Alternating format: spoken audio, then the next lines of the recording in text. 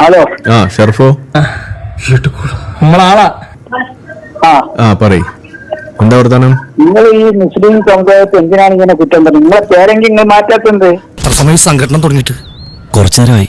ഞാൻ കുറച്ച് ലേറ്റ് ആയി പോയി. നിങ്ങളെ പേര് ആരിസ് ഹുസൈൻ എന്നുള്ള പേര് മാറ്റിട്ട് നിങ്ങൾ മുസ്ലിം യൂട്യൂബിൽ കൂടെ ഇങ്ങനെ അത് ശരി. ഇസ്ലാം എന്ന് പറയുന്നത് ലോകത്ത് രണ്ടാം സ്ഥാനമല്ലേ? ലോകത്ത് രണ്ടാം സ്ഥാനമല്ലേ മുസ്ലിം ഇസ്ലാം സമുദായം എന്ന് പറയുന്നത്? ലോകത്ത് രണ്ടാം സ്ഥാനം. ക്രിസ്ത്യൻ കഴിഞ്ഞാൽ ലോകത്ത് ഏറ്റവും കൂടുതൽ ഉള്ള മുസ്ലിങ്ങളല്ലേ? അതുകൊണ്ട് അപ്പൊ എന്റെ ചോദ്യം ഇതാണ്, ബഹുദൈവ ആരാധകയായ ഒരു സ്ത്രീയെ കല്യാണം കഴിക്കുന്നതാണോ അതോ മുസ്ലിമായ ഒരു അടിമയെ കല്യാണം കഴിക്കുന്നതാണോ ഉത്തമം? ഏതാണ് ഉത്തമം എന്നാണ് ഇസ്ലാം ഖുർആനിൽ പറയുന്നത്? മുസ്ലിമായ അടിമയെ കല്യാണം കഴിക്കുന്നതാണ് ഉത്തമം. ശശിയെ എന്താണ് ഈ പറയുന്നത്? മുസ്ലിമായ ഒരു അടിമയെ കല്യാണം കഴിക്കുന്നതാണ് ഉത്തമം. ബഹുദൈവങ്ങൾ ആചരിക്കാൻ പറഞ്ഞിട്ടുണ്ട് ഇസ്ലാം.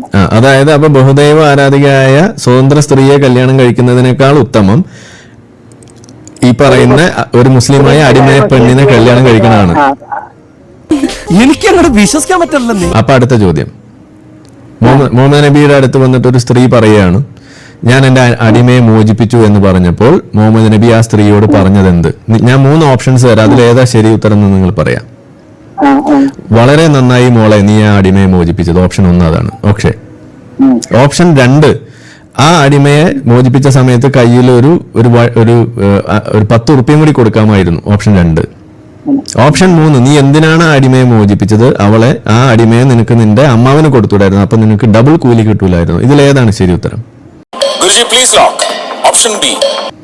അടിമയെ മോചിപ്പിച്ചതാണ് ഏറ്റവും വലിയ ശരി. എങ്ങനെ? അടിമയെ മോചിപ്പിച്ചതാണ് ശരി. നിങ്ങൾ വളരെ തെറ്റായ ഉത്തരമാണ് പറഞ്ഞിരിക്കുന്നത്.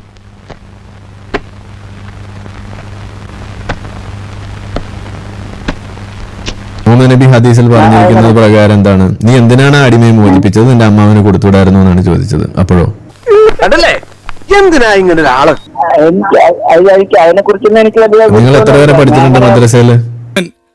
10ാം ക്ലാസ്സിൽ തോക്കൊന്ന് പേടിച്ചപ്പോ 2ാം ക്ലാസ് വെച്ച് പഠിപ്പ് നിർത്തി. നിങ്ങളെ ഈ പറച്ചില് അല്ല, ഇത് ഞാൻ ചോദിച്ചത് ഹദീസ് നിങ്ങൾ കണ്ടിട്ടുണ്ടോ? അപ്പൊ ഞാൻ പറഞ്ഞ ഹദീസ് നിങ്ങൾ കണ്ടിട്ടുണ്ടോ? ഞാൻ തിരുവനന്തപുരത്തെ ഹദീസില്ലേ? എന്തിനാണ് ഇങ്ങനെ ഓരിയിടുന്നത്? തെറ്റ് കണ്ട തെറ്റെന്ന് പറയാൻ കഴിയണം.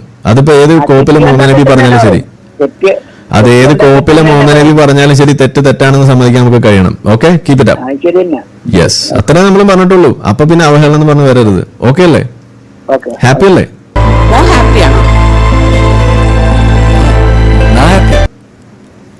ഹാപ്പിയാണ്, അത്രേ നമുക്ക് അറിയണ്ടുള്ളൂ. Thank you so much.